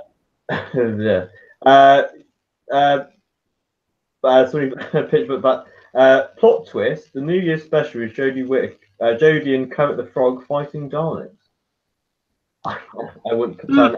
I would absolutely be there. I'd be probably waiting. I'd be probably one of those people who waits like an hour or half hour before the episode starts, just waiting for a moment like that. But I think now that we're sort of, probably tonight will probably tease us a bit more about what's going to happen in this New Year's episode. I'm slightly intrigued of what it's going to be, how it will kind of also maybe act like an epilogue to the series, because even though we got like the finale tonight, which is kind of, I guess, where everything does round up, the New Year's episode can also be that kind of, I don't know. I'm really intrigued. Yeah, I'd just say, just kind of closing thoughts on tonight's live stream. Obviously, we've only got just over an hour to go into the finale. Yeah, kind of what are your thoughts going into tonight's episode? Do you have any sort of preconceptions of what you think is going to happen, or what you hope to see happen? And also the New Year's Day special, so there's been rumours of what might or might not appear, or rumours that obviously there was stuff about the card chases. There's a lot of stuff going on this New Year's special, obviously, which we obviously might find out a bit more after tonight's episode. Just your thoughts on tonight's finale and New Year special, starting with Philip. I looked at the BBC America trailer, and there's a voiceover in that, which I'm sure it isn't, but to me it sounded freakily like Missy, and I was like, "Oh, I wonder if that's who that the Doctor recognizes the voice of." But I'm sure it's not. I'm sure that's just. I think it's a guest actress. She's like this warrior. Yeah, that's been pointed out to me, and because she's Scottish as well, I think, isn't she? So I'm sure it's not that. It just sounded to me very much like Missy, but there's not really much to go on. I've seen I don't know if anybody's watched Ace Creeper's video about the theories of the finale yet. But one of the interesting ones on that he pointed out there was that the theory that it's the planet, it's the desolation again from the Ghost Monument. It's that planet again, but at a different point in its timeline, because there were several bits pointed out where, like, the gun that the gun that Graham is holding in one of the bits of the trailer is the same style of gun as the robots had in that. And there's another shot with a group of people in the background that look like they could be those robots. So I think we're probably going to end up back on that planet at some point in its timeline. So that'll be interesting to see. And therefore, will the Stenza are probably going to be in it as well in some form. Yes, it would be.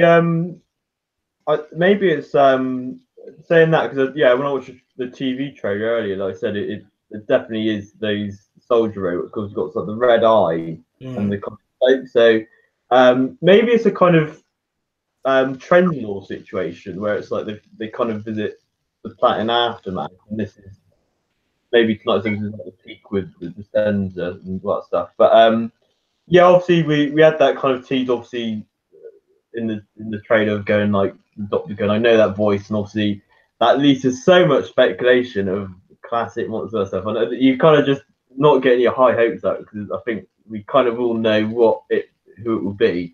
But yeah, so Adam, what were your thoughts on the Yes, I was quite intrigued when they mentioned about the 9 distress calls because that's what she even says. Oh, there's 9 distress calls. I thought, oh, is that the 9 previous episodes all kind of leading up to here? But I don't know. Maybe it just happened to be just a random thing. It's just like, oh, it's just 9 distress calls that are completely unrelated to the episodes previously. But I'm intrigued by that desolation theory. You know, could add weight to sort of what we've seen of that desolation planet in the Ghost Monument. So if it's that. Yeah, fair enough. And they did mention something about the Stenza in that episode as well. There was something going on. I think there was a conversation that was had as like the Stenza killed one of my beloved one, and he's like, me too. Of course, Stenza killing Grace and Woman Fed Birth and all that. So yeah, if that's the case, I'm quite down for that. I know that voice, that line. I assumed it was Mel because Mel is infamous for screaming, and of course she had the scream just before in the trailer. You heard that scream just before the Doctor says that line. Anyway, I am intrigued if we do get like a little cliffhanger tease for the end of New Year's. Maybe they may set up the potential antagonist of whoever the antagonist be. I think it could be the Krynoids, to be perfectly honest. That would be absolutely that would make my New Year's. I'd say it'd make my Christmas, but that's not the case. So I think I just want to know where everything, what is all coming down to, as I said. But I'm just really like this. Mark Addy's in it. He was someone I recognized. I recognized him from that Atlantis show that they did like ages ago, which is sort of the show that kind of took over Merlin, that kind of cult shows. I kind of miss them because we had like we sort of that ages ago we had that hit with Primeval, Merlin, Atlantis. Of course, and then we had Doctor and Torchwood sort of in the mix there as well. I'm just like, I think I'm now beyond intrigued because no one's seen it from what I heard, because I haven't seen any early reviews. I don't think there has been any early reviews. I think we're all going in blind, which I think that's what makes it really exciting for me, because like no one knows. Like there's because I read the reviews like pre-series 11. I do some reviews like the pre-reviews or before the episode, and they kind of indicate their opinion. But from as far as I'm aware, I don't think anyone's seen it, which I think just makes it that's kind of how I want it. I just want no one to see it. I want to all watch it live. I think this is like Chris Chibnall being like the happiest he's ever been. Like, no one's seen it. Just us lot behind the scenes, and that's it. That's the only people who've seen it in the entire planet like so far. But we all will in just over an hour's time. I think it's 6:25. I don't want to be fooled because I think the episode broadcast at 6:30. So if I had thought 6:30, I thought, oh no, I've missed the first 5 minutes. Oh, I can't do that.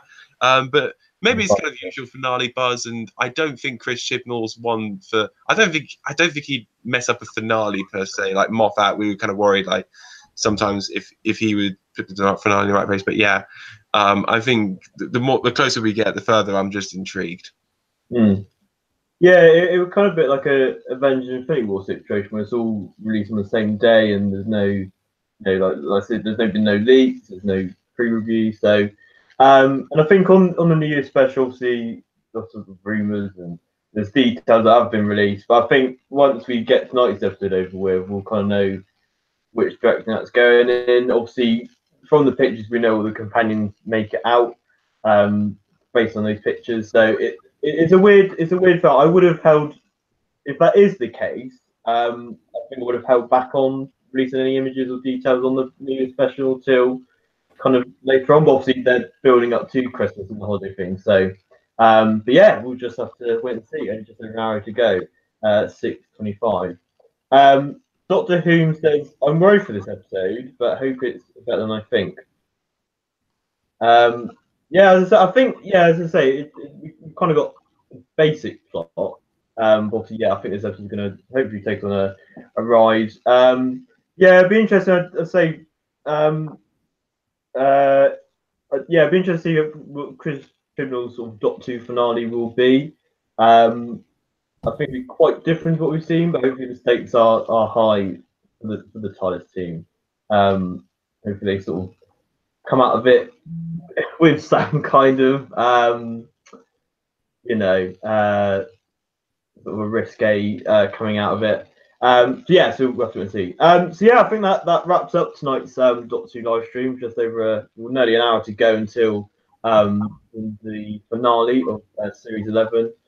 Thank you ever so much for Philip and Adam for joining me. Please check out their channels, do some great content, and also their Twitter stuff as well. And yeah, so we'll probably be doing a live stream next week on the finale at some point. So check out for that. You guys got any closing thoughts? Anything you want to say, or you ready to wrap it up? No. Oh, if there is no fist bump tonight, 0 out of 10 immediately. And I don't know if I know the New Year's episode. This is like a rumor that the title's Resolution. Although I think like some of the TV guides have listed like that as the title. I thought, oh, I don't know. Maybe I just expected a better title for the first New Year's special, but haha, New Year's Resolution. Whether they're just playing on that, but I think it is confirmed that it kind of the eyes it was going like when I saw it, I was like, Resolution of the Daleks? No. Like it's kind of 80s titles of like Remembrance, Resolution. I was thinking, oh, fair dab, yeah. But yeah, it's definitely play on. Yeah, there's been some casting stuff. Obviously, there's a car chase and explosion. That's like what I don't know where that was coming from. It was like Transformers, then Doctor Who. Who knows? Yeah, maybe it's like Decepticons have breached into just a massive ploy for the new Bumblebee film. But yeah, I hope it was Wednesday. So yeah, thank you everyone for watching. I hope you enjoyed tonight's finale. I'm debating on to film a reaction to it, but I don't know. I can't really film much on it. Yeah, I got a few sort of trailers coming out near Christmas, so watch out for them. But yeah, I hope everyone enjoys tonight's episode, and we'll catch you next week to give you our thoughts on the finale. So thank you very much for watching. Enjoy tonight's episode. See you on the other side. See you on the other side.